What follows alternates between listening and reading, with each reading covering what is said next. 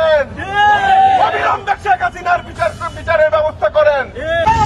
আজকে আওয়ামী লীগের বিচার করতে আমাদের এখানে দাঁড়ানোর কথা ছিল না।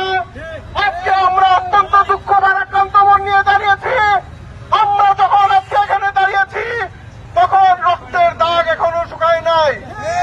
আমাদের হাজার হাজার ভাই শহীদ হয়েছেন, আমাদের হাজার হাজার ভাই বোন বন্ধুত্ব বরণ করেছেন, আমাদের হাজার হাজার শ্রমজীবী মানুষ তার চোখ হারিয়েছেন, হাত হারিয়েছেন, পা হারিয়েছেন। তার মধ্য দিয়ে স্বৈরাচারকে বিদায় করে আমরা যে দেশ পেয়েছিলাম সেখানে দাঁড়িয়ে তথাতীতভাবে আওয়ামী লীগের বিচারে সকলের ঐক্যমত্যে যাওয়ার কথা ছিল। অথচ আমরা কি দেখলাম?